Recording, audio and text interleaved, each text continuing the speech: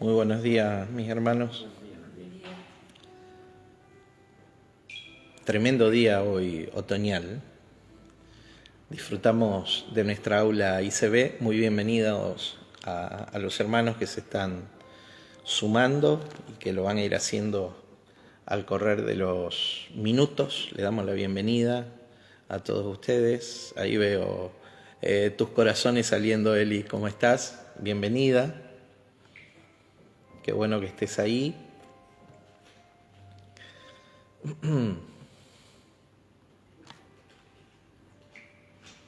Nuestra hermana Eli de Rosario, del Ministerio Valle de Bendición. Bienvenida. Juan Marcos, ¿cómo estás? Buenísimo verte, darte la bienvenida. Acá estamos con Marcela, con Fabián, con Miguel, con Daniel, con Martín, ¿sí? En el aula.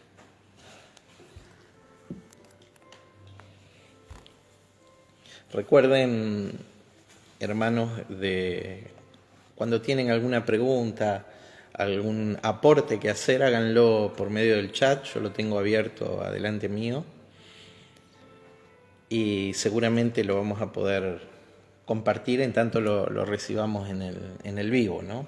Igual el material va a estar subido al Face mío, a la red, así que desde ese lugar se va a poder ver en diferido, ¿sí? Inclusive aquellos hermanos que nos quieren ayudar a hacer llegar este material a otros, lo pueden compartir en su Face. Les agradezco mucho que lo hagan de esa manera. Así nos ayudan a llegar a personas que hasta ahora no hemos alcanzado, ¿sí? Y estamos disfrutando del estudio de Apocalipsis. Vamos a orar. Ahí, por ejemplo, me sale una notificación de que Eli compartió el video en su red. ¿Cómo estás, profeta Silvia Pérez? Buenísimo verte que estás ahí con nosotros esta mañana. ¿Vamos a orar? ¿Quiénes van a orar esta mañana? ¿Quién está listo para orar? ¿Bien? ¿Quién más? Bueno, comenzá, Miguel, por favor. Gracias, papá, por esta oportunidad nuevamente que nos das. Podemos estar en tu presencia, aprender más, ir más allá de lo que nuestros ojos y nuestra conciencia o sabiduría entienden. Gracias por esta posibilidad. Rendimos todo lo que tenemos delante de tu presencia y nos sometemos a tu autoridad en forma totalmente voluntaria, gracias, Señor, porque vos todo lo hiciste por amor y en forma voluntaria, y de esa manera queremos responderte, Señor. Gracias, Señor, por cada uno de los que estamos acá, que nuestras mentes sean abiertas conforme a tu sabiduría, a tu deseo. Gracias por los que nos están viendo a través de las redes. Yo los bendigo en el nombre de Cristo Jesús. Bendigo a tu siervo, Señor, que le está dispuesto a dar todo de sí para que nosotros podamos ser instruidos cada día más en tu palabra. Bendigo su vida, bendigo la vida de su esposa Silvia. En el nombre de Cristo Jesús. Amén. Amén. Oh Dios Padre amado, bendito Rey del cielo, gracias, Señor, por un día más de vida. Gracias por la oportunidad que nos das, Señor, de ser tus hijos. Gracias por esa cruz preciosa, Padre, que nos ha regalado, Señor, la vida eterna, Padre amado. Bendigo a cada uno de mis hermanos en esta mañana, Padre. Bendigo este lugar, bendigo la vida de José, tu siervo, Padre, que tú le estés dando sabiduría, entendimiento a tu palabra para poder alimentar a tu pueblo, Padre. Gracias por todo, Señor, porque eres fiel, porque tu amor es infinito, porque tu misericordia nos alcanza cada día, papá.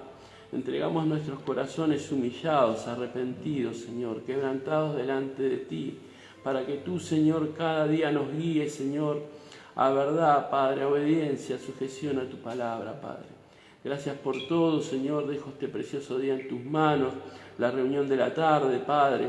Que también des palabra, Padre, a tu pueblo, Padre, para que puedan sus corazones ser quebrantados, Señor. Padre amado, te entrego mi vida a tu servicio, a tu disposición, Señor, conforme a tu voluntad, Padre. Gracias por todo. Dejo este día en tus manos, sabiendo que nuestras oraciones no vuelven vacías, que en este estudio de esta mañana nos llevemos, Señor, más sabiduría de ti, Señor. Gracias por todo. Amén. Amén. Amén. Bienvenida, Blanca, esta mañana. Padre, gracias, Señor, por tu palabra, Señor, que hemos de tomar y atesorar en nuestros corazones. Te rogamos, Señor, que con claridad en la mente y con discernimiento en el espíritu podamos avanzar en el conocimiento de tu persona, Señor. Nuestro fin al acercarnos a ella, Señor, es conocerte, Señor, aprenderte, Señor, tomar de lo tuyo y hacerlo vivencia en nuestra vida. En el nombre de Jesús de Nazaret. Amén. Amén. Bueno, los hermanos están saludando. También está mi esposa que se sumó recién a la transmisión. ¿Cómo está, Silvi? Bueno. ¿Qué vimos hasta acá del libro de Apocalipsis? ¿Qué significa la palabra Apocalipsis? Vamos con las preguntas más sencillas. La revelación. Revelaciones. Revelaciones. Significa básicamente correr el velo o telón, que descubre lo espiritual. ¿Y qué me pueden contar de Apocalipsis? ¿Cuál es el contenido del libro? Hay un contenido primario, que es la revelación de ¿qué? De la persona de Cristo, en una dimensión muy interesante, no un Cristo histórico, no un Jesús histórico, ¿sí? El relato del Jesús histórico lo tenemos en los evangelios, sino un Jesús glorificado, resucitado, ascendido, un Cristo de gloria. Por eso tenemos en el capítulo 1 la visión del Cristo glorificado, no ya la visión de Jesús muriendo o desarrollando una vida de servicio, sino del Cristo en su poder y su gloria. Bien, este es el motivo por el cual nos podemos acercar a Apocalipsis, porque es la revelación de Jesucristo. Y la revelación de Jesucristo es el espíritu de esta profecía, según dice Apocalipsis capítulo 19, verso 10.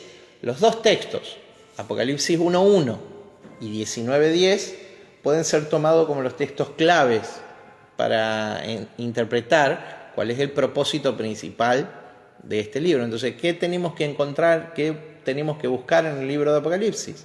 La revelación de la persona del Cristo glorificado, ¿sí? Si buscamos otra cosa, muy posiblemente erremos pie, sin considerar que el fin principal de este libro es revelar la persona del Cristo glorificado. Como nota de color interesantísima, vemos que Juan fue testigo del Cristo sufriente cuando Jesús entregaba su vida en la cruz del Calvario. Pero también Juan es testigo del Cristo glorificado, ¿sí? Manifestado en su poder y gloria. Bien, ese es el motivo principal, ¿sí? Hay un motivo secundario en el libro, hay algo que vemos entre las líneas del libro, que es la transición, el cambio de administración de Dios, de la nación de Israel a la nación espiritual llamada la Iglesia. ¿Sí? ¿Y a dónde lo vemos? Yo se lo voy a mostrar en unos instantes. Hoy es muy importante hablar de esto, porque en pleno conflicto, en la guerra, no sé si llamarle guerra por las víctimas, sí, en realidad no es el enfrentamiento entre dos estados, sino entre dos ideas, ¿sí? No es el Estado palestino contra el Estado de Israel o viceversa, sino hay dos ideas, hay una corriente del Estado palestino ahí, no del Estado, sino de la cultura palestina, y Israel enfrentados. Usted ve en las redes la cantidad de publicaciones hablando de Israel, pueblo de Dios, ¿sí o no? Sí.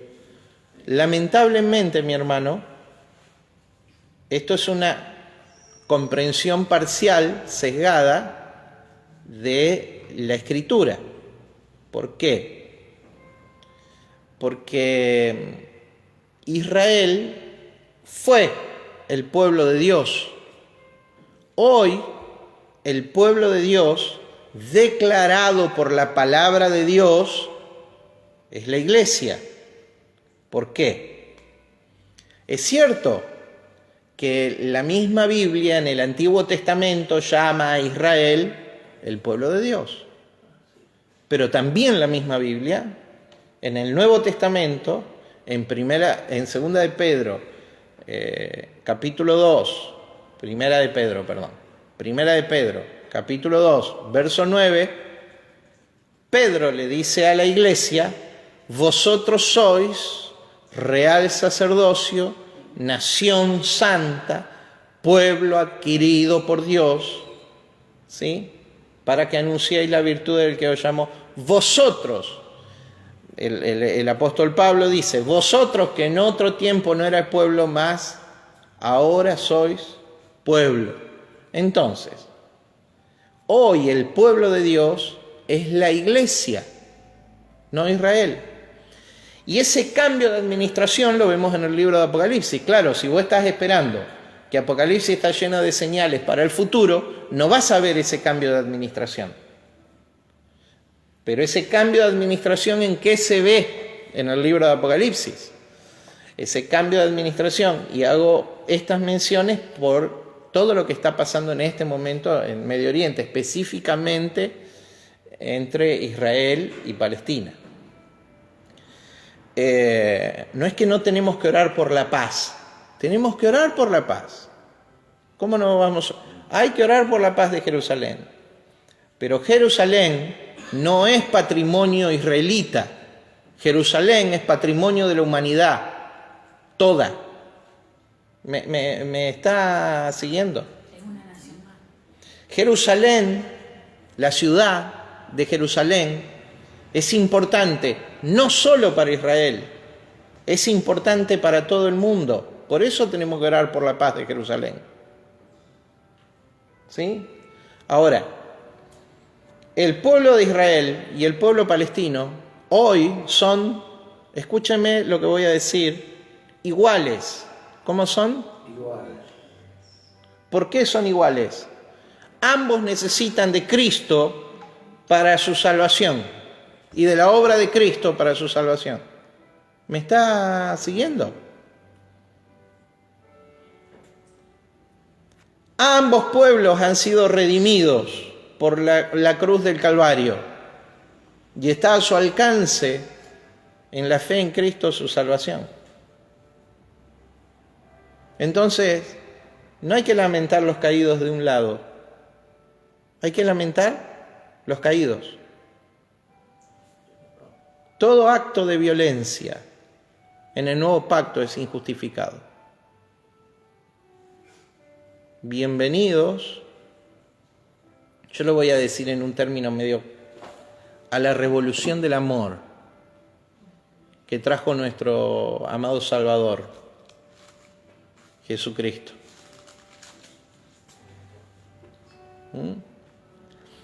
Y Apocalipsis muestra la secuencia. ¿En qué muestra la secuencia? Israel era la esposa de Dios en el Antiguo Testamento. ¿Me sigue? Israel era la esposa de Dios en el Antiguo Testamento. Pero a causa de su infidelidad, Dios le da carta de repudio. Daniel, ¿vos te acordás la cita? Ah, sí. Jeremías. Jeremías 30. ¿No es Jeremías 3? Jeremías 3:8. Ajá. ¿Lo tenés ahí? A ver si lo tengo. Dios le da carta de repudio. ¿Qué significa? Divorcio. Entonces entendamos esto. Entendamos, hay un cambio de administración de Dios en el trato con Israel. Israel tenía el propósito de ser luz a las naciones, iluminar a todos los pueblos de la tierra. ¿Lo tenés, Danito? Acá lo tengo, salude. A ver si es ese. 3:8 de Jeremías, ¿qué dice? Ella vio que por haber fornicado la rebelde Israel, ya la había despedido y dado carta de repudio. Pero no tuvo temor la rebelde Judá, su hermana, sino que también fue ella y fornicó. Diga Israel. Recibe carta de repudio. ¿Qué significa? Divorcio. A causa de su infidelidad, su fornicación en la dimensión del espíritu. ¿Sí? Recibe carta de divorcio. Entonces, ¿cuál es el mensaje secundario del libro de Apocalipsis? La nueva administración de Dios en las bodas del Cordero. Bodas que es un evento sucedido, un evento pasado. Hoy la iglesia es la esposa de Cristo.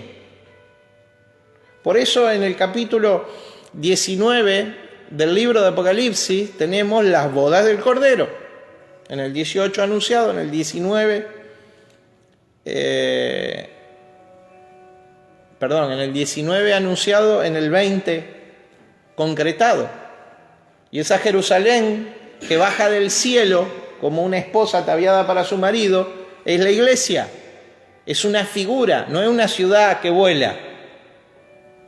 No es una ciudad cuadrada del futuro que viene del cielo de Dios, sino que es algo que proviene de la dimensión del Espíritu, y es la iglesia. Y se establece en la tierra, y Jesús dice, y aquí yo hago nuevas todas las cosas, y este es ese tiempo. Él hizo nuevas todas las cosas. Él cambió el marco espiritual de maldición en bendición, de condenación en salvación, de extraviado o alienado a hijo, a hijos. Ese es el mensaje secundario del libro. Secundario, pero no tan secundario. Fíjense que no habla de cosas futuras. El libro habla del programa de Dios de los siglos. Y como propósito también el autor está preparando a una iglesia que va a sufrir. Hoy muy bombardeados con pseudo evangelio de la prosperidad. Dios prospera, hermano. Dios es mi proveedor. Dios nos eleva, ¿sí? Pero cuando nosotros hacemos de ese mensaje el centro del evangelio, tenemos un problema. Cambió nuestro... Queremos hacer que el evangelio no sea funcional a la vida en un sentido sin responsabilidades. Mira, mi hermano, en el mundo tendremos aflicción. Y un evangelio que no considera el sufrimiento como parte del trato de Dios es un evangelio, número 1, que desconoce la naturaleza del hombre. Número 2,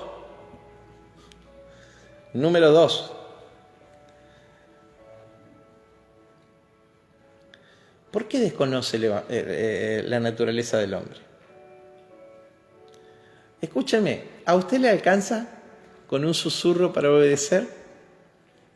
Ay, mi padre, debiéramos. Cuando maduramos, tal vez, con el susurro del padre. nos alcanzaría. Pero ¿cuántas veces necesitamos la mano dura para...? Y a veces la mano dura algunos la interpretan como que es el efecto de la desobediencia. Algo habrán hecho. Mi hermano, ese trato amoroso de Dios sobre su pueblo. Entonces también se aprende en el sufrimiento. Y si no, observe la iglesia del primer siglo.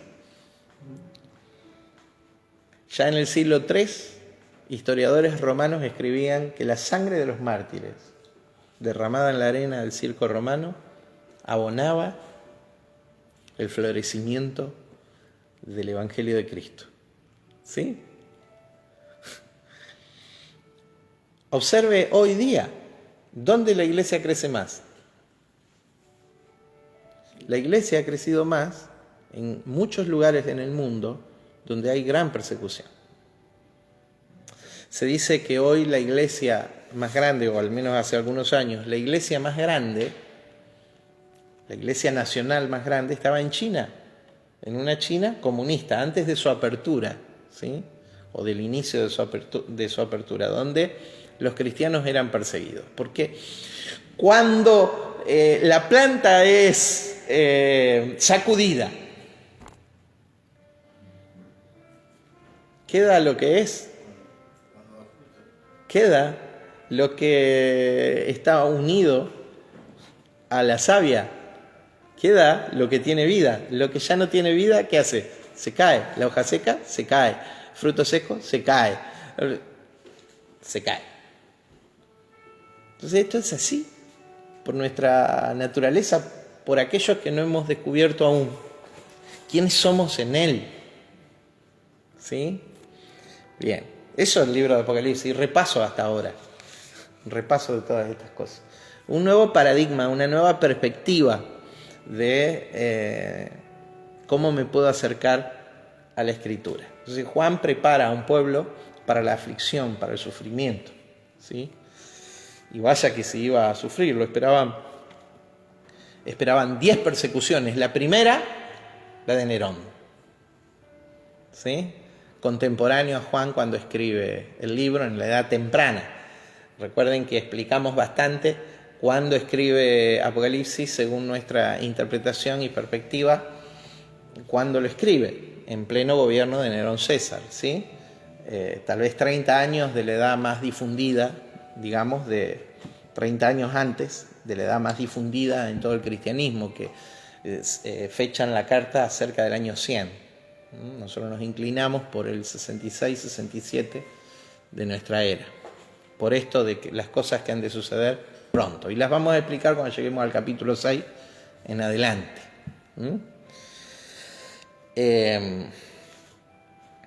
Y a modo de introducción estamos viendo qué es la iglesia, porque estamos en medio del mensaje del Señor Jesús a las iglesias del Asia.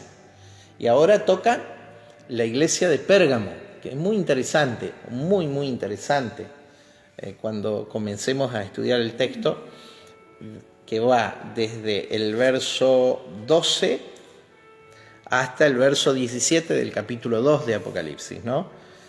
Pero para nivelar, para producir una nivelación entre los que nos escuchan, los que participan en la clase, no importa si hace mucho, hace poco que te estás sumando a la congregación, a los estudios bíblicos, a lo mejor te han enseñado otras cosas. ¿Qué es la iglesia? Y a modo de introducción estuvimos viendo esto de qué es la iglesia. La iglesia vimos su anticipo profético, su nombre, el significado, cómo se usaba la palabra asamblea, eclesía, los llamados y sacados, la eclesía como asamblea de gobierno. También vimos cuál es su inicio y estudiamos el llamado de Cristo en la cruz, cuando en idioma hebreo cuando dice consumado es, en el hebreo es kalá, es Dios llamando a su esposa, la esposa del nuevo pacto. Un pacto que, a diferencia del antiguo pacto que era con Israel, el nuevo pacto es incondicional. El antiguo pacto era condicional. Si hicieres y pusieres por obra. El nuevo pacto es incondicional. Dios se juramentó por sí mismo, según la carta a los hebreos.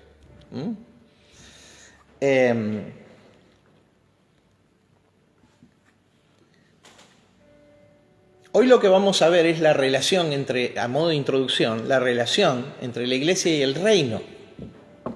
¿Qué es el reino de Dios? Reino es gobierno. Reino es el mensaje de toda la Biblia. ¿Sí?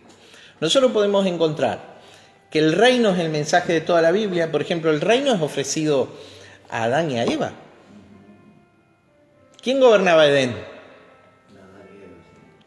¿Y quién gobernaba fuera de Edén? En aquel momento.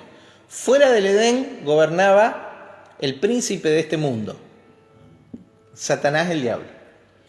Fuera del Edén, la tierra estaba desordenada y vacía. Fuera del Edén, la tierra era un desierto, improductivo. Pero en Edén estaba la semilla para colonizar el fuera del Edén. ¿Sí? Entonces, esparcir, llenar, fructificar y sojuzgar la tierra era Adán y Eva teniendo hijos, encomendando la tarea, asignando porciones de tierra fuera del Edén, con las semillas del Edén, ¿sí? Y multiplicando lo que había dentro del Edén, fuera del Edén. Diga, colonizando la tierra. Esa era la forma de extender y llevando así al gobierno de Dios, lo que se había salido de su gobierno. Todo el plano físico material se había salido de su gobierno. ¿Quién gobernaba Edén? Dios. ¿A través de quién? A través de Adán y de Eva. A ver, Dios le ofrece el reino a Israel. Mucho antes de Cristo le ofrece el reino a Israel. Israel tenía un sistema de gobierno teocrático donde había jueces que lo administraban. Pero ¿quién era el rey de Israel? Dios. Pero en un momento y bajo el ministerio profético de Samuel, ¿qué le dicen los príncipes de Israel a Samuel? Queremos ser como todas las naciones de la tierra. Samuel se enoja con Israel. ¿Y qué le responde? Oh, que no.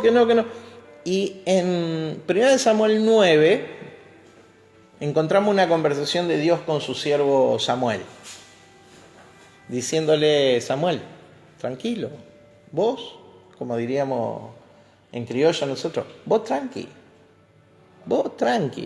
no te están rechazando a vos, sino a mí me están rechazando. No querían el gobierno de Dios, el reino de Dios. ¿Qué es lo que querían? Un reino como los reinos de este mundo. Dios le da a un rey, ¿sí? De acuerdo al aspecto de todos los reyes de la tierra. Uno grandote, fornido, Saúl.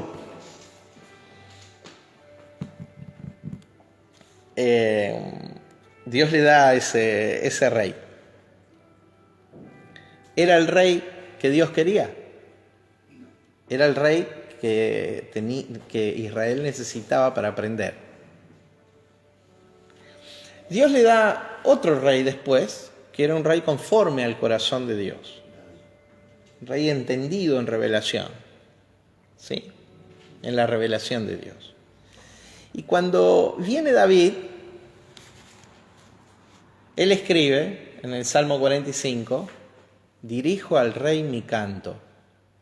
Él fue el rey bajo el gobierno del verdadero rey. ¿Quién era el verdadero rey? Dios. Dijo el Señor a mi Señor. Había un Señor sobre la nación. ¿Quién era ese Señor? Dios mismo. Entonces, hubo siempre en Israel gente entendida en el reino. Cuando Juan el Bautista predicó, ¿qué predicó? Arrepentíos, que el reino de los cielos se ha acercado. Entonces, el reino era ofrecido a Israel permanentemente. ¿Qué predicó Jesús? Arrepentíos, que el reino de los cielos se ha acercado. ¿Y qué predicaron los apóstoles? ¿Y qué predicamos nosotros? No, nosotros predicamos el evangelio de la salvación. No, nosotros predicamos el evangelio de la salvación. Perdóneme, mi hermano, quiero decirle algo en función a la relación entre el reino y la iglesia. El evangelio de la salvación es incompleto. Diga evangelio del reino. El evangelio del reino contiene la salvación. No hay reino sin salvación. ¿Me explico? Pero el evangelio del reino es mayor del que el evangelio que dice que un día te va a ir al cielo con Dios. Lo incluye, pero es mayor. Es el gobierno de Dios sobre los hombres. ¿Me está escuchando? Hermosos son los pies de los que traen las buenas nuevas, los que anuncian a Sión, monte de Dios, reino de Dios. Jehová, nuestro Dios, reina. Y desde ese lugar alto, el más alto de la tierra, el de mayor autoridad, declaramos, nuestro Dios reina. Y ese era el problema que los cristianos tenían con los romanos. Porque los romanos tenían el poder temporal. Y los cristianos decían, nuestro Dios, Jesucristo, reina. Él es el Sóter, el Salvador. Él es el Déspotes, el soberano. Él es el Kyrios, el Señor. Él es, no el César, el otro rey. Diga conmigo el otro rey.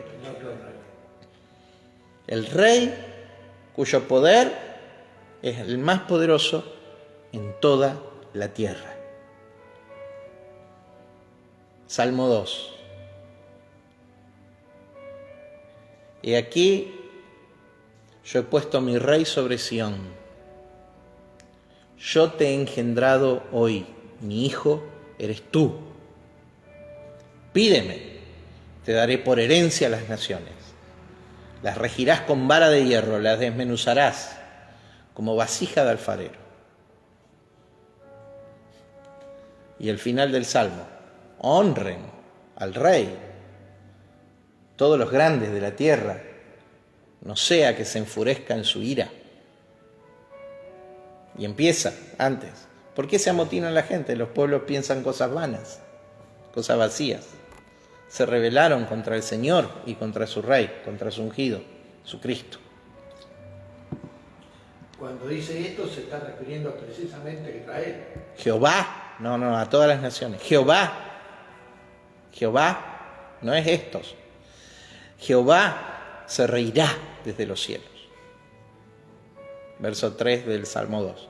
Mi hermano, a ver, hay un cambio de administración de Dios. ¿Están ahí? ¿Están ahí? Bien. Hay un cambio de administración de Dios. Estoy mirando a ver si están ahí también.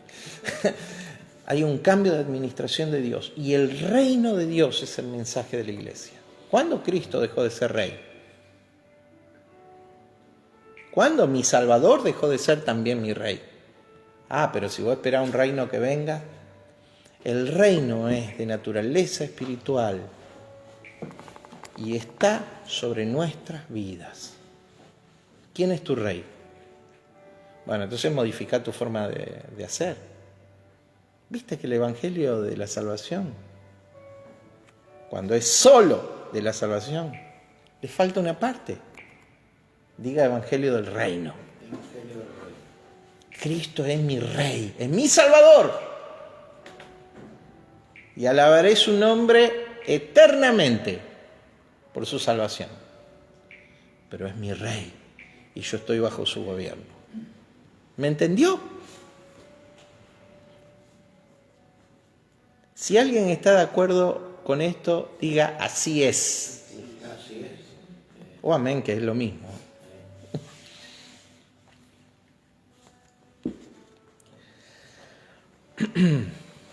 Entonces, ¿cuál es el mensaje de la iglesia? El reino de... ¿Lo entiende? ¿Lo entiende? Somos una nación de reyes y sacerdotes. Ministremos la autoridad de nuestro rey en la tierra, pero para eso tenemos que vivir bajo autoridad. Somos los sacerdotes mediante los cuales este mundo se acercará a la revelación de Dios. Movámonos bajo revelación. No prediquemos una parte de la verdad. ¿Y por qué? Yo dije, desde el comienzo hasta el fin, el reino de Dios es el tema de la Biblia. También podría haber dicho, del principio hasta el fin, Cristo es el tema de la Biblia. Porque el rey y el reino son una sola cosa. Y esto lo explicamos muchas veces. Estar en el rey es estar en el reino. Vos estás en Cristo, entonces estás en el reino. Un reino de naturaleza espiritual. Diga, el reino es gobierno. Entonces ahora explicamos qué es el reino. El reino es gobierno. El gobierno de Dios. ¿Sí? El reino es la vida de Cristo. ¿Qué es el reino? La vida de Cristo. A través de nosotros. En nosotros y a través de nosotros. ¿Estás en la fe? ¿Despertaste a la fe en la obra y la persona de Cristo? Bienvenido al reino de Dios. Viví bajo su gobierno, hermano. Y Juan le escribe a las 7 iglesias. La primera, la iglesia de Éfeso. ¿Has dejado tu primer amor? Vamos. Recupera el amor. El primero en importancia. ¿Cuál es ese amor? Amor a Dios. Cualquier cosa que yo haga cuya motivación no sea el amor a Dios, se va a diluir. Se va a podrir. Madera, heno y hojarasca. El fuego vendrá y la consumirá. Cualquier cosa que yo haga por amor a Dios, el fuego la va a probar y la va a exaltar. Sea una cosa muy pequeña. Piedras preciosas, oro y plata serán exaltadas por el fuego. ¿Está? Vos decidís. Pero ¿cuál es la motivación para servir? Para hacer cualquier cosa en esta tierra. Amor a Dios. Entonces no sirve a aquellos que se acercan, pretenden a esta expresión del reino que es la iglesia, hoy, que se acercan y pretenden servir por otros motivos que no sean, y hoy vamos a ver algunos de esos motivos, que no sean el amor a Dios. Segunda carta, la carta a Esmirna, ¿sí? La carta a una iglesia sufriente, preparándola para el sufrimiento, los 10 días, el periodo completo de sufrimiento, ¿sí? que ellos iban a vivir. Y hoy, la carta a Pérgamo, que tiene una distinción muy particular. Diga trono de Satanás. Hoy vamos a desempolvar un poquito un temita para ajustarlo lo más posible a la verdad presente, que tiene que ver con la confrontación entre los reinos. Dijimos que el reino de Dios es el mensaje de la iglesia. Bueno, hay otro reino. Y los reinos tienen tronos, sitio de gobierno. ¿Está? En la provincia del Asia. Porque ¿a qué iglesias les escribe Juan? O sea, Jesús a través de Juan. A las del Asia. En la provincia del Asia. La provincia romana del Asia. Había un lugar donde estaba el lugar de gobierno de Satanás. Y ese lugar era Pérgamo. No sobre todo el mundo, hermano, sino a las provincias del Asia. Había un lugar que era el lugar de gobierno de Satanás. Bueno, basta de espiritualizar el pasaje. Tiene un sentido literal. Y ahora se lo voy a explicar con la ayuda del Espíritu de Dios. Lo vamos a entender. ¿Por qué? Ahí estaba el trono de Satanás. Y nos va a ayudar a despertar acerca de cómo movilizarnos hoy. Se usa la expresión guerra espiritual, ¿sí? Y hemos hecho hasta congresos de guerra espiritual, donde nos encerramos adentro de las congregaciones y le gritamos todo tipo de improperios al diablo. Mi hermano, eso no es guerra espiritual. En todo caso, eso sería como un juego de mesa de la guerra espiritual. Perdóneme, si usted cree que está haciendo guerra espiritual encerrado, la guerra espiritual no se hace encerrado. La guerra espiritual se hace avanzando sobre las pseudo pertenencias del diablo. Digo pseudo pertenencias porque en realidad ya no le pertenecen más. Y ahora voy a explicar por qué. Verso 12 del capítulo 2.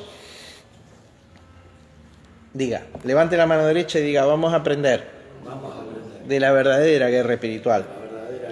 No del jueguito de mesa. Que se practica en algunas congregaciones. ¿Está? ¿Jugó al TEG alguna vez? Un juego de estrategia muy conocido. O al ajedrez, otro juego de estrategia militar. Bueno, encerrarse en una congregación y gritarle improperios al diablo no es la guerra espiritual. Ahora vamos a ver qué es.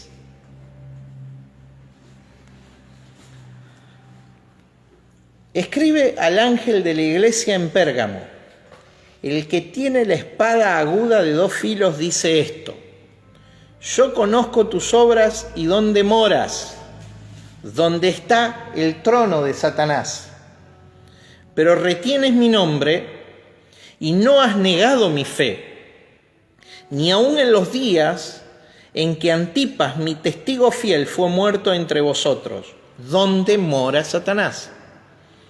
Pero tengo unas pocas cosas contra ti, que tienes ahí a los que retienen la doctrina de Balaam, que enseñaba a Balac a poner tropiezo entre los hijos de Israel, a comer cosas sacrificadas a los ídolos y a cometer fornicación. Para alquilar balcones hoy, hermano. Y también tienes a los que retienen la doctrina de los nicolaitas, la que yo aborrezco. Por tanto, arrepiéntete pues, si no, y vendré pronto a ti y pelearé contra ellos con la espada de mi boca. El que tiene oído, oiga lo que el Espíritu dice a las iglesias. Al que venciere daré a comer del maná escondido y le daré una piedrecita blanca, escrito un nombre nuevo, el cual ninguno conoce sino aquel que lo recibe. El mensaje del Señor Jesús a la iglesia de Pérgamo. Diga Pérgamo. La expresión Pérgamo es muy interesante. Significa ciudadela o acrópolis. ¿Qué es una acrópolis en la edificación griega? Es un lugar elevado. Es un lugar elevado donde se ponían los edificios de gobierno. También era una fortaleza militar. ¿Cómo se edificaban las ciudades? Las ciudades se edificaban en torno a una colina. ¿Por qué? Porque cualquier ejército invasor para poder tomar una ciudad tenía más dificultad. Si tenía que subir desde arriba a una ciudad amurallada o ciudadela, le arrojaban todo tipo de armas y de proyectiles, ¿sí? Bueno, Pérgamo significa sitio elevado, lugar elevado. Era una posición estratégica, una ciudad colocada en una posición estratégica. Si bien la ciudad más importante en los tiempos del Nuevo Testamento era la ciudad de Éfeso, por su cantidad de habitantes y su influencia marítima porque tenía puerto, Éfeso, la ciudad cabecera de la provincia romana del Asia no era Éfeso, sino era Pérgamo. En Pérgamo estaba asentado el gobierno romano de la ciudad. Desde Pérgamo legislaba el procónsul romano que dirigía la provincia. El gobernador de Asia estaba en Pérgamo, no en Éfeso. De ahí la expresión, donde está el trono de Satanás. ¿Me está escuchando? No había un altar en ese lugar. Seguramente había muchos, pero también había en otros lugares. Seguramente había muchos. Seguramente los altares en ese lugar no eran tan importantes como el de Diana de los Efesios, a quien veneraba toda Asia, como dice el libro de Hechos de los Apóstoles. Pero en ese lugar era el lugar desde donde se dirigía el gobierno de la provincia de Asia. Mi hermano, el gobierno de este mundo, bajo los principios y sistemas que operan en este mundo, ¿sí?, están bajo el gobierno operativo. ¿De quién? ¿De quién? ¿Quién opera en los sistemas de este mundo? El diablo. Satanás. ¿Por qué Juan dice que en Pérgamo no había un altar? Como muchas veces nos dicen, un altar idolátrico en ese lugar. Había muchos seguramente, pero no hace referencia a un altar idolátrico. Ahí estaba. O yo vi al diablo y detrás del altar y asomaba. Desde ese lugar se tomaban todas las decisiones. Porque desde ese lugar se tomaban las decisiones de toda la provincia. Ese era el lugar donde el procónsul gobernaba. Entonces, entienda, mi hermano, lo que quiere decir Juan cuando habla del conflicto entre los dos reinos. Está hablando de los poderes temporales conferidos por Satanás, que son anti-reino de Dios. ¿Me está siguiendo? Esos son los sistemas, ahora te doy, Dani. Esos son los sistemas de este mundo. Por eso Satanás es el príncipe de este mundo. Y oiga bien, príncipe, no rey, príncipe de este mundo. Pero Jesús en Juan capítulo 12 declara: el príncipe de este mundo es echado fuera.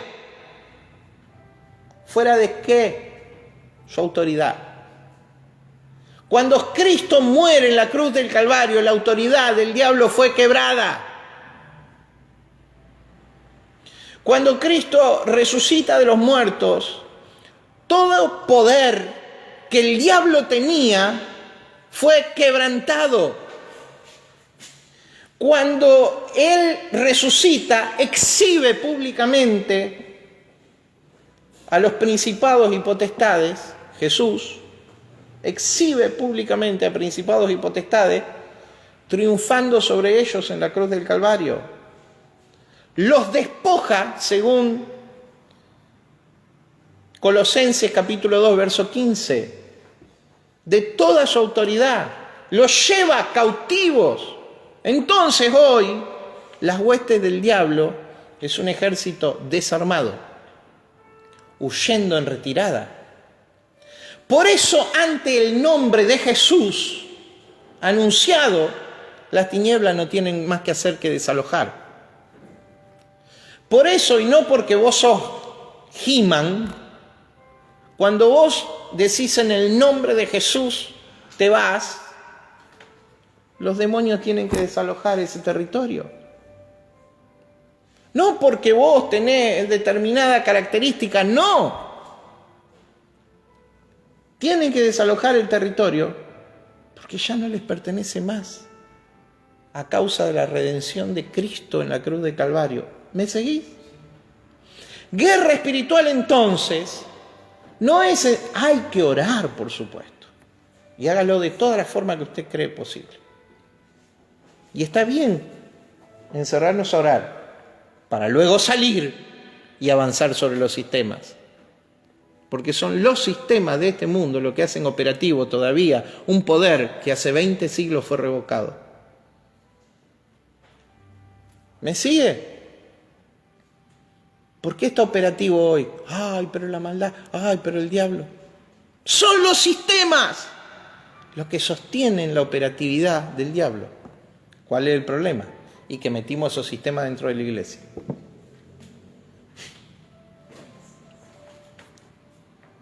¿Queremos gobernar la iglesia? Como se gobierna el mundo. ¿Me entiende? ¿O acaso no le decimos, y preste atención, a los pastores que son cabezas de las congregaciones? ¿Dónde dice eso en la Biblia? Un solo lugar. ¿Sabe lo que dice la Biblia? Cristo es cabeza de la iglesia. Listo.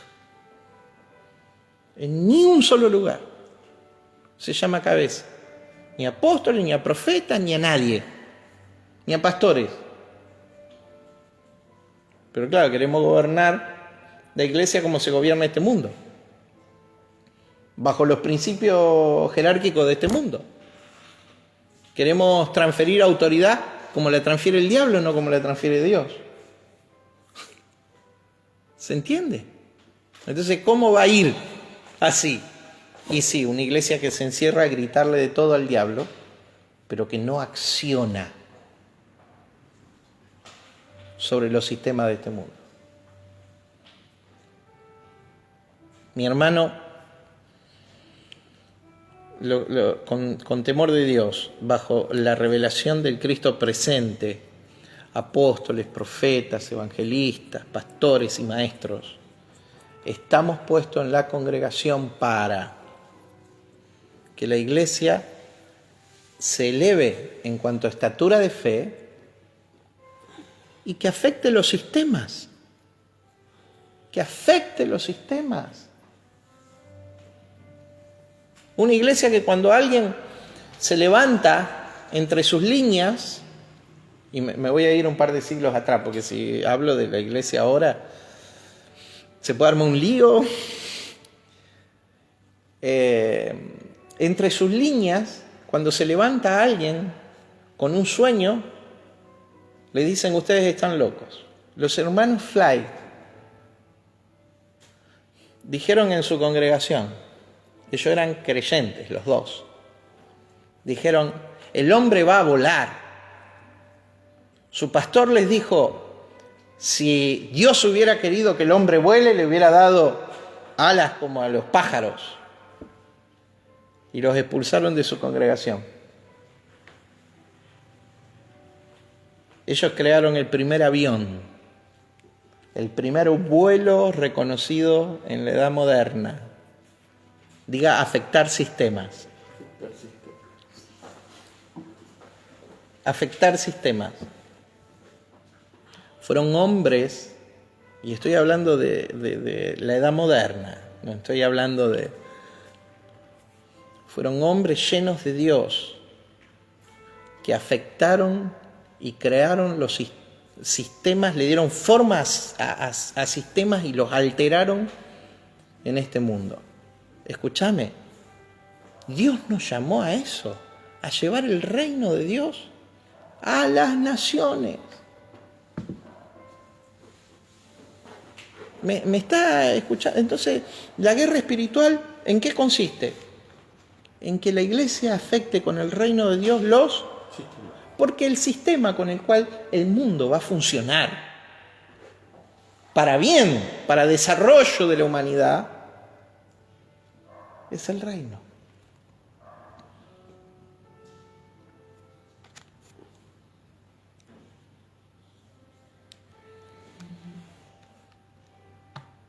Recuerden que tenemos el mismo bosquejo en las 7 cartas. Lo primero que vemos es la presentación. Escribe al ángel de la iglesia de Pérgamo. Ya hablé de Pérgamo. Ya hablé de por qué ahí tenía el trono Satanás. Porque desde ese lugar se tomaban las decisiones. A propósito, libro de Hechos de los Apóstoles. Un día lo vamos a estudiar también, como estamos haciendo. En el libro de Hechos de los Apóstoles, en el capítulo 1, verso 8, tenemos el bosquejo del libro. Dice: y recibiréis poder cuando haya venido sobre vosotros el Espíritu Santo, y me seréis testigos en Jerusalén, Judea, Samaria y hasta lo último de la tierra. Jerusalén, la ciudad. Judea, la región. Samaria, más allá de la región. Y lo último de la tierra, dicen, los confines del mundo. Error. El bosquejo del libro señala que lo último de la tierra en el libro de Hechos era Roma. No era lo último en distancia geográfica. Era lo último en lo más distante al Evangelio, lo más opuesto al Evangelio. Porque ¿qué había en Roma? ¿Quién me puede decir? Idolatría. En todo el imperio había idolatría, pero ¿qué había en Roma que no había en otros lugares? En Roma estaba el emperador. Y se ve la secuencia que empieza en Jerusalén. ¿Y dónde termina el relato de Hechos? En Roma. En Roma. Es como el Evangelio sale de Jerusalén y llega hasta lo último de la tierra. Último de la tierra en carácter moral, en distancia, en cultura. Lo último de la tierra, Roma. ¿Y qué se dice? ¿Cuál es el personaje principal del libro de Hechos? Aparte de que el Espíritu Santo, seguro, sí. Aparte de que el nombre de Jesús. Pero el personaje principal en el libro de Hechos es el apóstol Pablo. 3 veces aparece su testimonio. ¿Por qué 3 veces aparece su testimonio? Porque seguramente Lucas está oficiando de abogado defensor. Y este documento servía en el juicio en contra del apóstol Pablo. Por eso 3 veces aparece. ¿Y quién juzgaba al apóstol Pablo? ¿Quién lo iba a juzgar? Nerón. Y ahí aparece todo el relato de la vida del apóstol Pablo para ser usado en el juicio que estaba esperando Pablo en Roma. ¿Y qué le dice el Espíritu Santo a Pablo? Porque instrumento escogido me eres para llevar el Evangelio delante de... ¿Se acuerdan? Reyes. Hechos 9. Delante de reyes. Y entonces, ¿delante de quién iba a testificar Pablo? Delante del emperador. Pablo le testificó a Nerón. Antes, al rey Agripa, cuando es detenido y lo llevan ante Agripa, dice: Pablo, por poco y me persuades. Por poquito, qué lástima ese poquito. Mi hermano,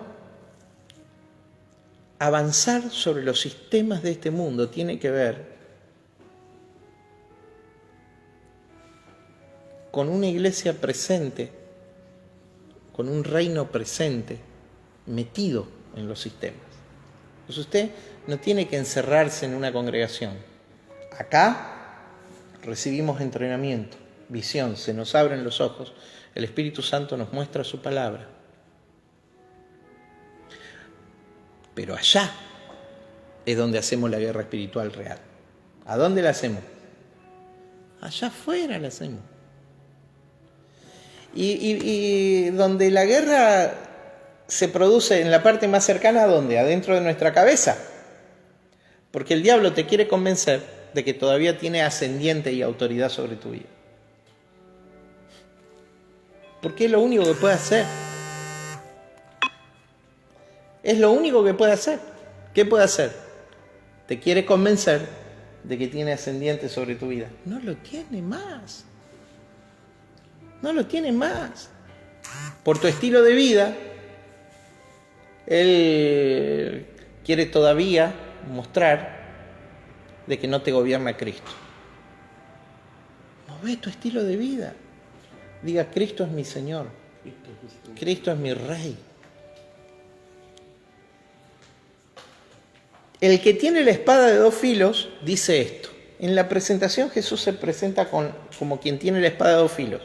Una espada que sale de su boca. Diga palabra. Diga palabra. Es la espada de Hebreos 4:12. Espada, porque la palabra de Dios es más cortante que espada de dos filos. Penetra hasta discernir los pensamientos de las intenciones del corazón. ¿Sí? Esa espada de dos filos es la espada que trae orden. Diga conmigo orden. ¿Vos querés ordenar tu vida? El reino de Dios es el orden de Dios. Es el orden de Dios para este mundo. ¿Vos querés ordenar tu vida? ¿Qué tenés que hacer? ¿Qué pone en orden tu vida? La palabra, pero no la palabra para el otro. Porque leemos la palabra para... mirá lo que te dice, y ahí va el versículo este, y allá va el texto este, y va... No, ¿para quién es? Para mi vida. La palabra de Dios es para mi vida. Entonces, ¿qué va a traer orden en la vida? La palabra aplicada, no intelectualmente sabida. La palabra revelada por el Espíritu.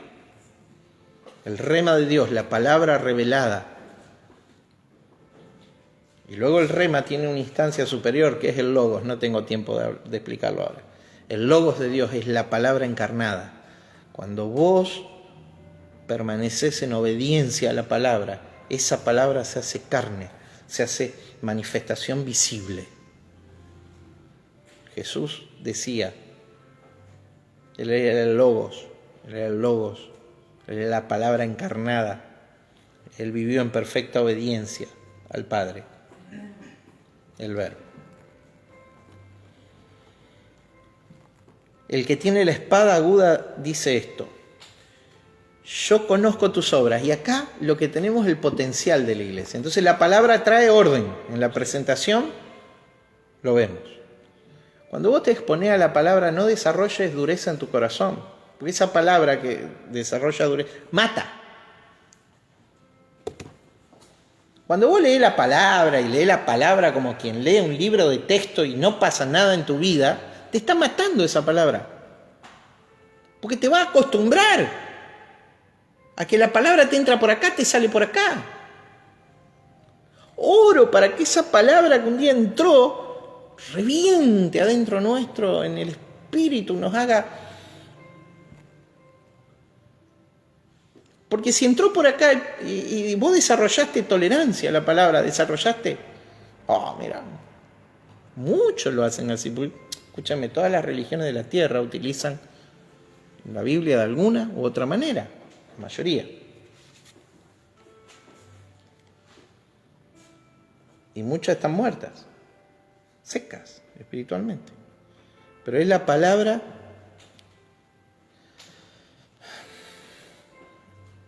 soplada por el Espíritu de Dios en nuestro espíritu lo que va a iluminar y nos va a permitir mover nuestra vida. Entonces, con respeto, honra a Dios. Cuando recibas una palabra, mueve tu vida.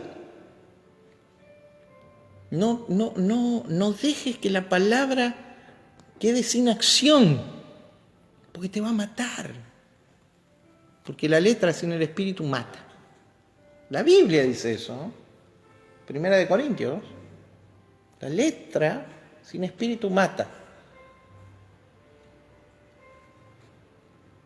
¿Y cómo mata?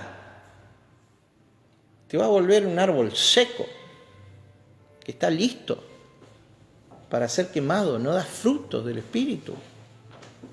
No, la vida de Dios no va a fluir.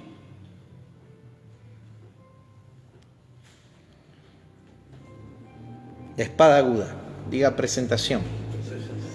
La palabra trae orden, pero hay que animarse a mover el corazón detrás de la palabra. Yo conozco tus obras y dónde moras, dónde está el trono de Satanás. Ya vimos esto, este es el potencial de la iglesia. Pero retienes mi nombre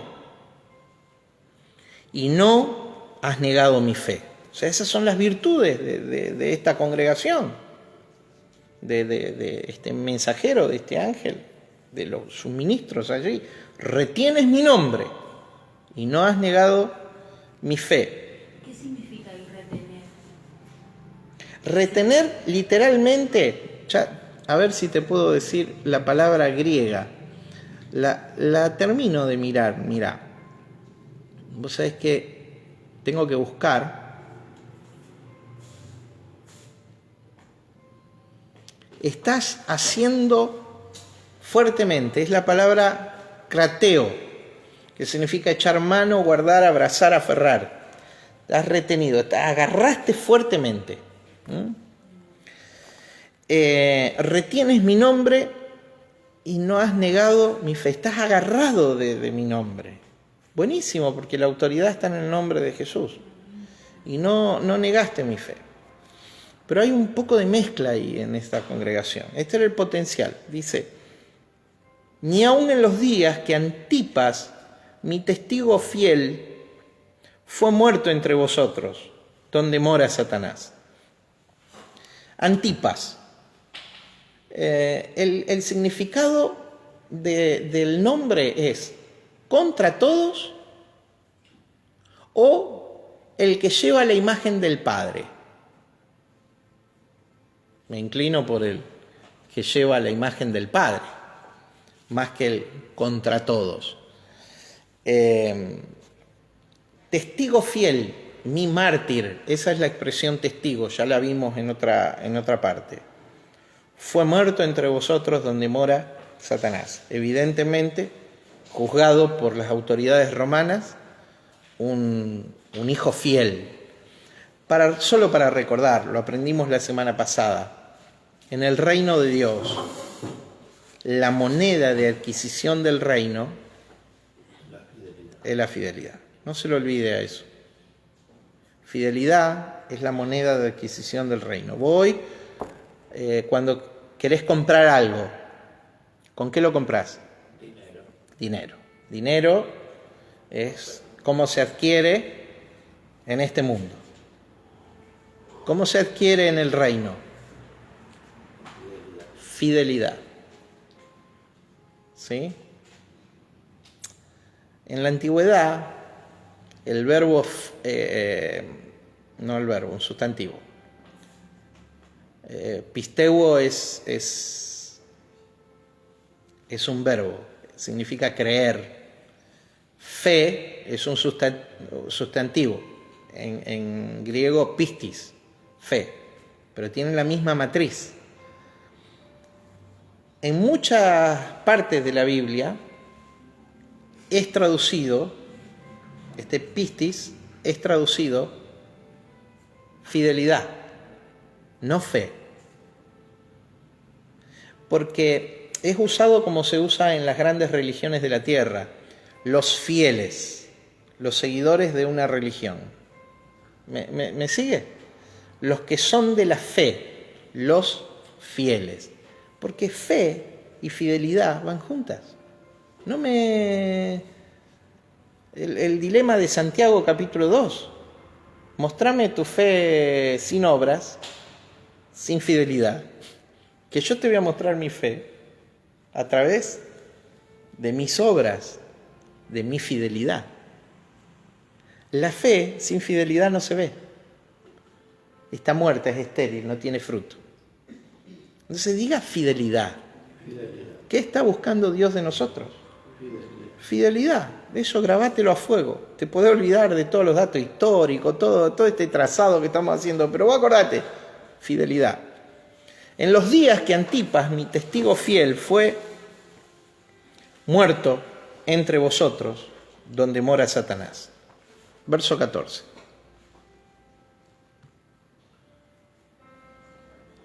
¿Cuál es el potencial de esta iglesia entonces? En el verso 13, no has negado mi nombre, retienes mi nombre, estás aferrado a mi nombre, no has negado mi fe.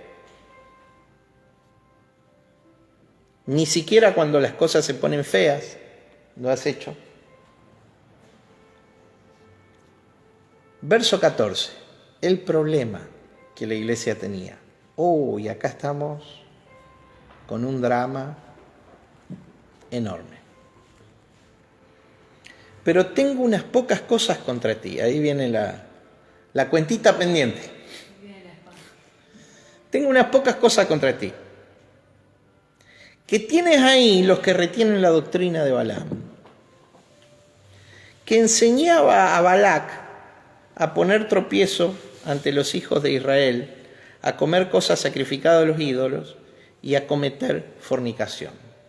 Dos problemas, uno en el verso 14 y otro en el verso 15. Tenemos dos problemas con vos, le está diciendo Jesús. La doctrina de Balaam, tu motivación para hacer las cosas, tu forma de operar, me hace parar los pelitos de la nuca, dice Jesús, en criollo. Tengo contra ti la doctrina de Balaam. Balaam y Balac, dos que se juntaron, el rey de Moab y el profeta de aquella región, hombre de ojos abiertos, pero caído, dice la Biblia. Mi hermano, estoy cansado de ver profetas, hombres de ojos abiertos y caídos. Porque no es de cualquier manera. Que Dios te use no significa que Dios se sienta honrado por vos. ¿Me está escuchando? Porque irrevocables son los dones. Si hasta Balaam profetizaba, nunca sus ojos se cerraron para dejar de ver lo espiritual. Pero dice, profeta, varón, de ojos abiertos, pero caído.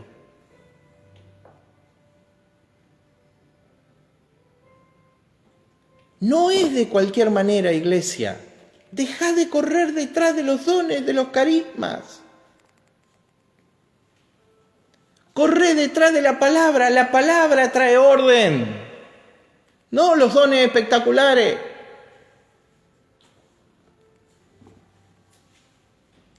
Amén, gloria a Dios. Están en el cuerpo porque son necesarios.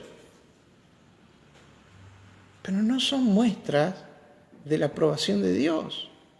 Son muestras del poder de Dios, de la sobrenaturalidad de Dios, pero no de la aprobación.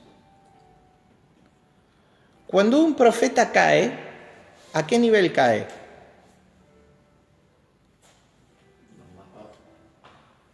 Al segundo cielo. Cuando alguien cae del tercer cielo, opera bajo un poder como el de Balaam. Diga caído. ¿Qué hay debajo del tercer cielo? ¿Alguien sabe? El segundo cielo. Los lugares celestiales, la operación del maligno en el espíritu. ¿Aún quién gobierna esa operación, ese nivel? Dios. Balaam no pudo, aunque quiso, maldecir a Israel. ¿Me sigue? Quiso hacerlo. ¿Y por qué quiso Balaam maldecir? ¿Y por qué digo que quiso? Eso me gustaría saber. Porque acompañó a Balac 3 veces. ministró la ofrenda que Balac le daba. ¿Y para qué era esa ofrenda? 7 carneros y 7 bueyes. ¿Para qué era? No era poco. ¿Cuánto valdrá un novillo? No, novillo no, un toro reproductor. Bueno, 7. Y 7 carneros. Y 3 veces diferentes. Vení, Balaam. Acá te mando los príncipes de Moab con esta ofrenda.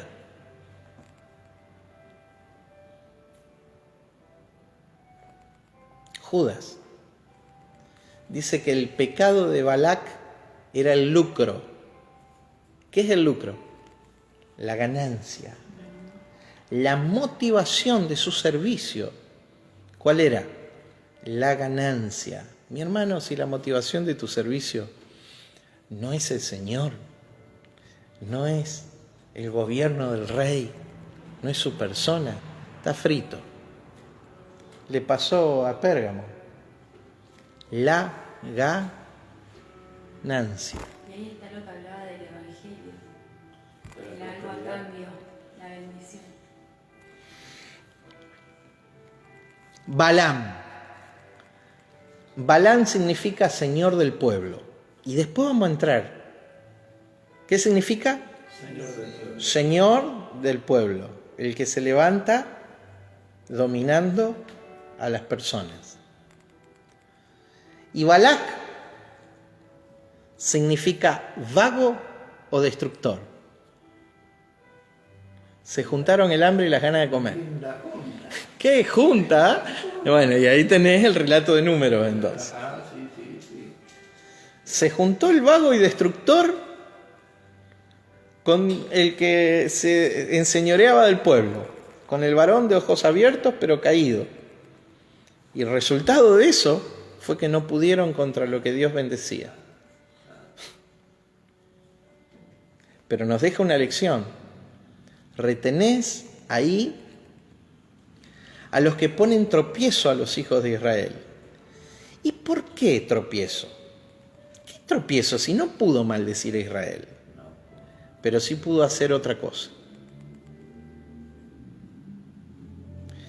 Pudo sembrar una enseñanza, porque ahí el problema era la enseñanza de Balac. No era de Balaam. No era el espíritu de Balaam, sino su enseñanza. ¿Qué enseñaba? Israel, coma de lo sacrificado a los ídolos. Coma de lo sacrificado a Baal Peor, ¿sí? Uno de los ídolos de Moab.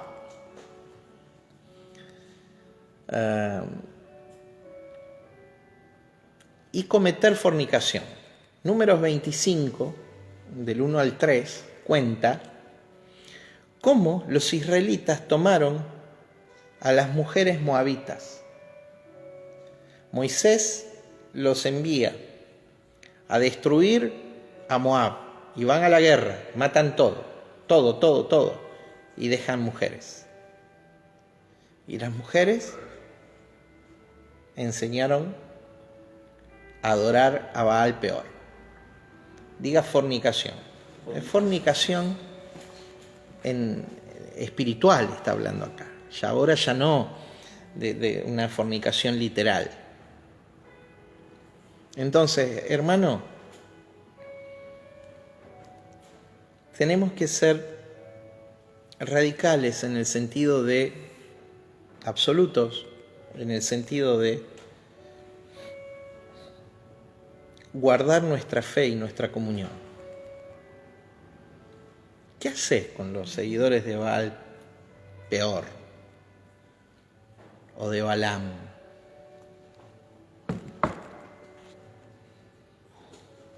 Quienes siguieron a Balaam cayeron en la fornicación, en el tropiezo y en el lucro. Bueno, a no quejarse. El problema... Estas 3 cuestiones se la veo a Jezabel. Después. La semana que viene lo vamos a desarmar. Les toca a la iglesia de Tiatira. Ahí es Jezabel. Acá es Balaam. Segundo problema con el mensajero de Pérgamo. También tienes a los que retienen la doctrina de los nicolaitas, a las que yo aborrezco. Vos te aferrás a ellos, retienen la misma. Tenés a los que retienen, se aferran a la estructura jerárquica en la iglesia. A los Nicao, a los vencedores sobre el pueblo. Acuérdense, Balaam significa señor del pueblo. A los vencedores sobre los que se enseñorean, como que tienen posesión del pueblo. Este es mío. El único que puede decir este es mío, ¿sabe quién es?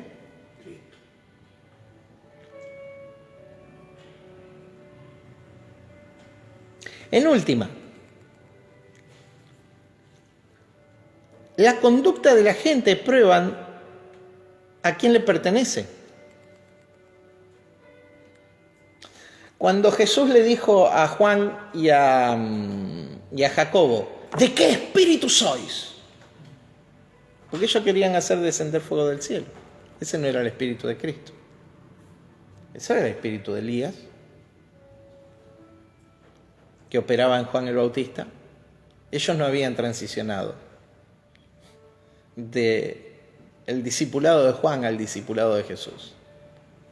Todavía querían hacer descender fuego del cielo. Estaban bajo el espíritu de Elías o de Juan el Bautista.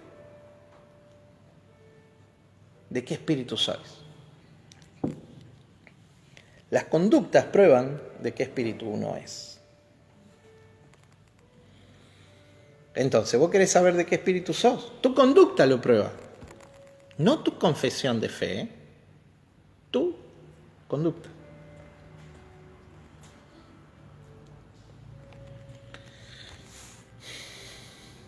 Doctrina de los nicolaitas, los que se enseñorean del pueblo. Diga liderazgo. Liderazgo, en algunas congregaciones, para ser líder. Y creen que pastor es, claro, porque tienen una formación nicolaita. Los ministerios exhiben obligaciones de esclavos, de siervos.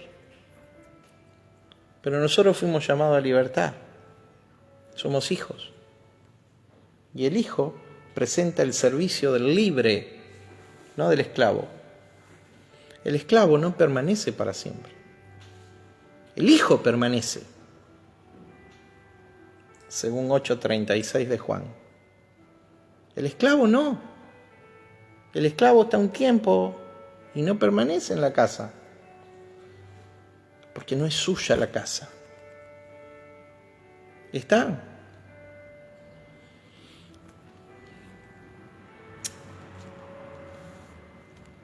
También tienes a los que retienen la doctrina de los nicolaitas, la que yo aborrezco. Mi hermano,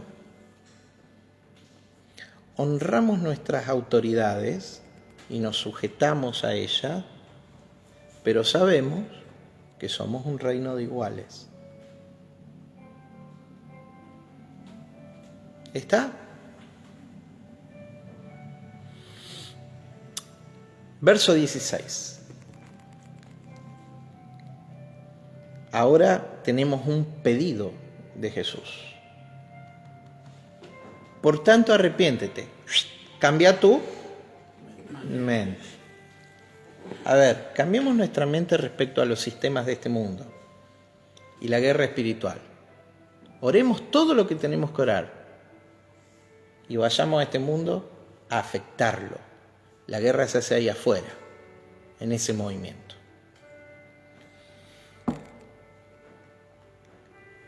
Cambiemos nuestra manera de pensar acerca de nuestro servicio.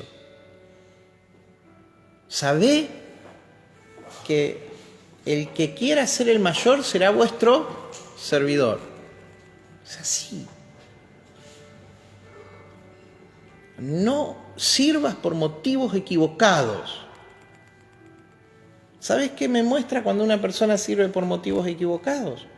Que no sabe quién es en verdad. No hay una mayor valoración de uno mismo en el liderazgo. No, mi hermano, vos sos hijo y no hay mayor título que hijo. ¿Está? Serví como hijo.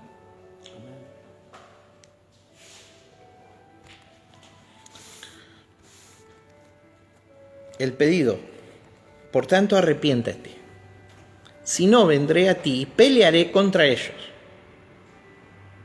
No tengo problema con vos, tengo problema con ellos. Tengo problema con Balaam, tengo problema con los Nicolaitas, los que se aferran a la doctrina de Balaam, los que se aferran a la doctrina de los Nicolaitas. ¿Con qué voy a pelear? De nuevo, como se presentó el que tiene la espada de 2 filos. Pelearé contra ellos con la espada de mi boca, diga la palabra de Dios. ¿Qué es lo que trae orden? La palabra. Entonces, la palabra es irresistible. ¿Qué trae orden? La palabra de Dios. Entonces, ¿qué va a traer orden a tu vida? ¿Qué traerá orden a la congregación? ¿Qué traerá orden? La palabra.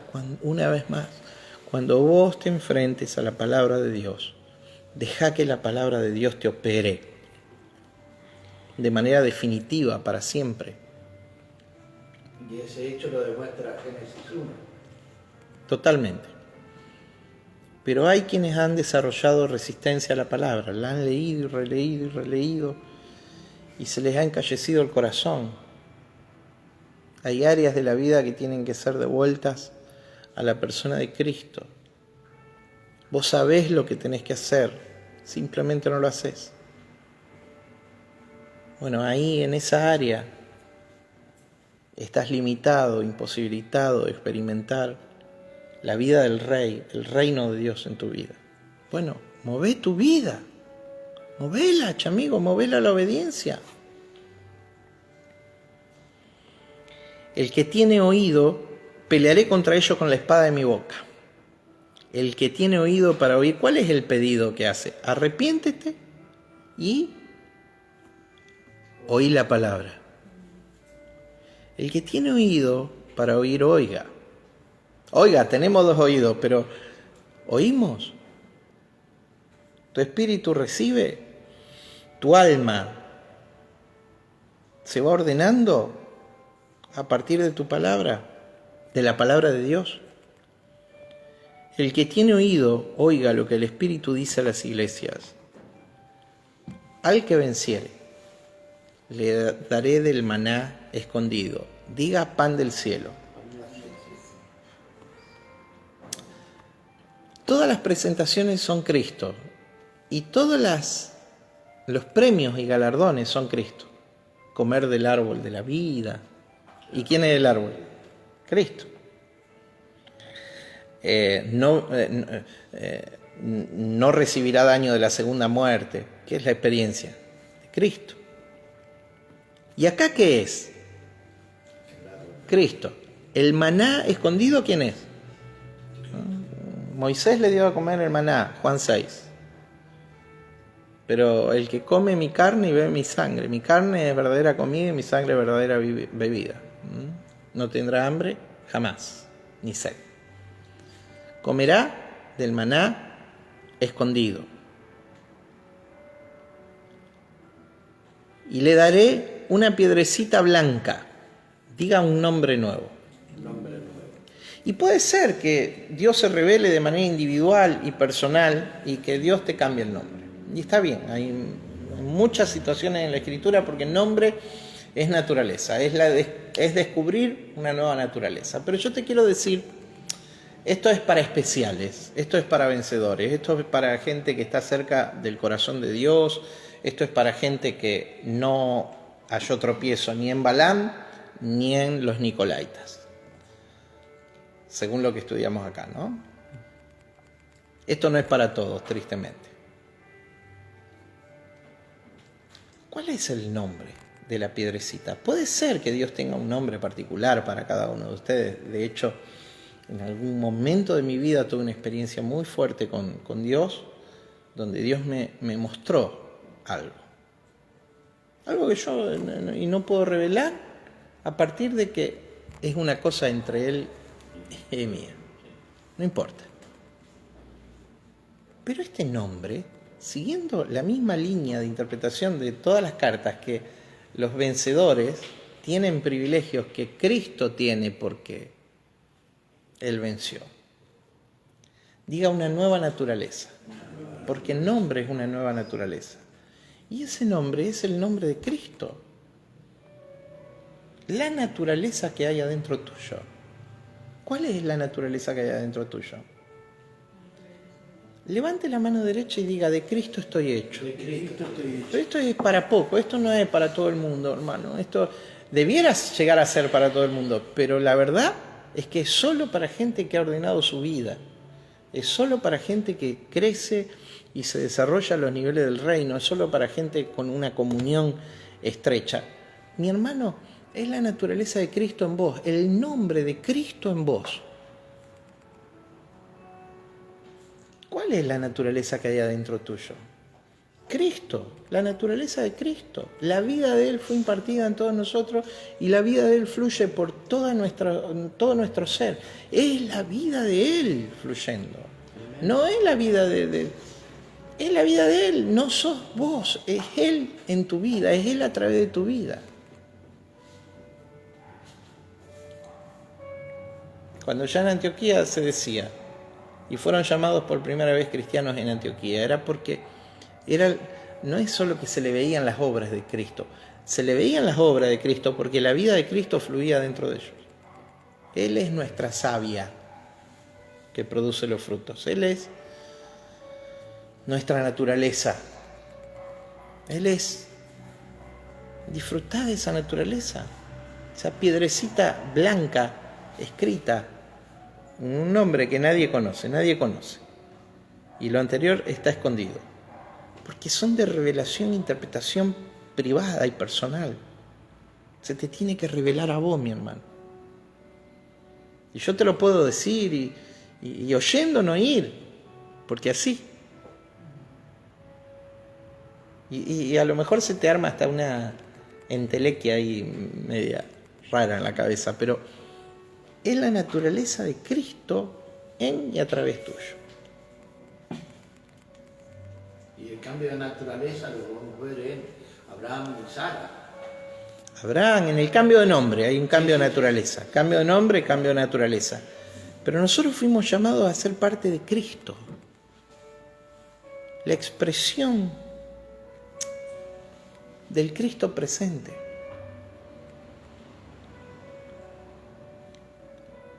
Hoy somos el cuerpo de Cristo.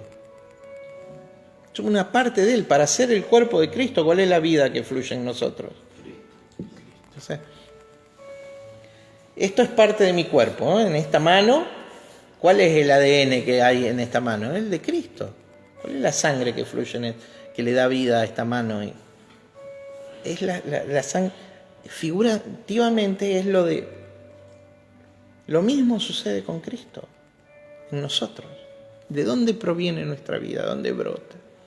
Ese nombre es Cristo. Pero bueno, nadie conoce y está escondido. El maná está escondido y el nombre nadie conoce, porque se te tiene que revelar. La persona de Cristo se te tiene que revelar a tu vida. Diga para vencedores. Sí, Dani. Como es. Y ahí viene realmente cuando Juan venía predicando el reino de Dios, y cuando le dijo que estaba fornicando, que era la mujer, cosas, se levantó una percusión, le metieron preso, Herón, y después realmente cuando le dijo, aún realmente cuando le mandó a los discípulos, ¿será que es Cristo? En la cárcel, ¿será que Cristo está en la cosa de ese Cristo? Y le dijo, vete, dígale que los paralíticos se levantan. Entonces, y cuando, esto es lo que yo veo de la guerra espiritual, cuando Cristo todos se iban, y los discípulos, ¿y a quién se le reveló la iglesia? Y le dijo, a Pedro, le dijo, ¿a dónde iremos? Le dijo, porque era todo realmente, por eso realmente la pregunta sería, se te levanta mucho lío cuando está Cristo al lado tuyo, sería cuando vos con la verdad, con la palabra. Y entonces Pedro le dijo, ¿a dónde iremos? Le dijo, si tú tienes la vida. Solo tú tienes palabra. Tú solamente tienes palabra. Y entonces yo lo que veo sería que la guerra espiritual está cuando vos te confundís, cuando vos le decís la verdad, cómo es la cosa, ahí empieza la guerra realmente. Ahí alguien abrió fuego. Sería pero la guerra es cuando vos avanzás sobre territorio operativo del maligno, sobre los sistemas. Esa es la guerra. Por eso tan peor te queremos de cuando se levanta. Por eso dice Jesús, decía Jesús, yo no he traído paz, yo he traído decepción. Porque cuando vos tenés excepción en la familia, claro. Y cuando vos le traes orden, dice, esto así, ¿quién me va a mandar? Y ahí empieza a sacar la carne. ¿Quién somos? ¿Me entendés? Y entonces, ¿qué es lo que pasa?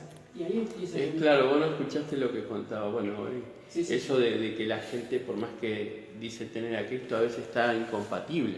Y vos dices, ¿entendés? Vos estás en un espíritu y el otro, por más que conoce la palabra, es como que no hay compatibilidad. Y ahí se divide. No, pero es así realmente, porque pasa, pues.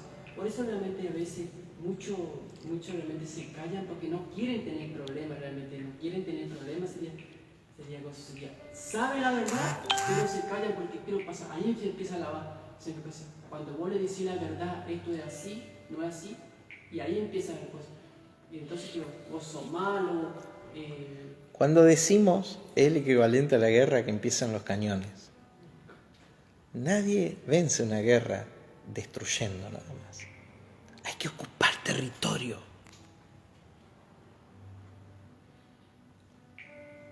Decir es una cosa, pero muchísimo más poderoso que decir. La confesión es el inicio. Muchísimo más poderoso que el decir, es el hacer. Las guerras se definen con la ocupación de territorios, no con destruir. Entonces nosotros decimos, pero ahora tenemos que ir y ocupar. Miren, y acerca de Juan el Bautista que citaba Dani, que sigo sin entender de qué lado salió, pero lo aplico así. Lo aplico de esta manera. Al final de esa conversación que Daniel citaba, de Jesús con Juan a través de los discípulos de Juan, cuando Jesús deja esa conversación privada, no habla mal de Juan el Bautista, dice, mirá, duda de mí. Todo lo contrario. Se vuelve a sus discípulos y le dice, muchachos, no ha nacido de mujer un hombre mayor que este. En la existencia natural no hay un hombre mayor que Juan el Bautista. Pero no termina ahí. Observe lo siguiente, para que el reino de Dios se nos revele. Le dice, pero yo les digo a ustedes que el menor en el reino de Dios más grande es que Juan el Bautista. Amén. Porque el reino de Dios es de una naturaleza superior. Mas yo les digo a ustedes que el menor en el reino de Dios es mayor que Juan el Bautista. Mi hermano, disfrute del reino de Dios. Materialice el reino de Dios. Hagamos guerra espiritual bajo el diseño de Dios. Avancemos y ocupemos los territorios. Crezcamos, desarrollémonos, avancemos. Es un asunto de toda la vida. No es solo el decir, es el decir acompañado de la acción determinante de desalojar al enemigo.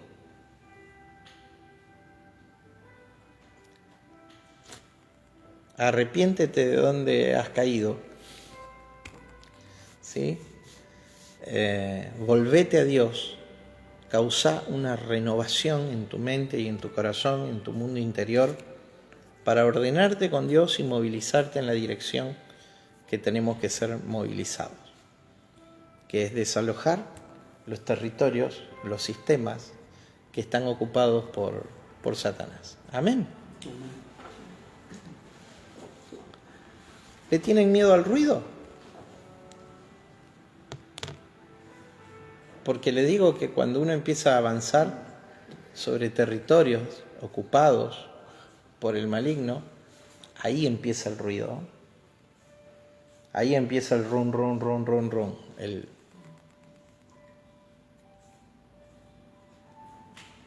Pero ¿cuántos aún así dicen, Señor, yo quiero ser un instrumento útil en tu reino, en tu propósito? Quiero ser una expresión del Cristo presente.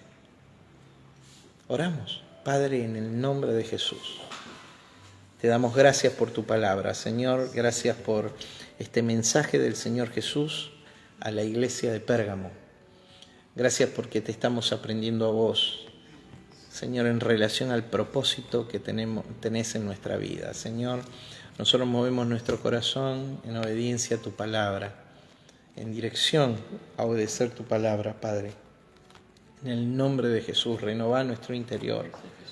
Danos la luz, Señor, que pertenece a tu reino, Señor, y eleva nuestra vida para ser un instrumento útil en tus manos. En el nombre de Cristo Jesús. Amén. La semana que viene vamos con el mensaje a la iglesia de Tiatira, ¿sí? El mensaje del Señor Jesús a la iglesia de Tiatira y el conflicto ahí con Jezabel. Mis hermanos, un gusto que poder haber soltado esta palabra sobre tu vida, que el Espíritu de Dios produzca edificación en el corazón de todos ustedes acá en el aula y aquellos que nos están siguiendo por internet. Será hasta la semana que viene. Hoy a las 18 horas tenemos celebración en ICB. Vamos a estar saliendo al aire y los abrazo en el Señor. Deseo que en todos sean edificados en la palabra y en el Espíritu. Los bendigo. Nos vemos, mis hermanos.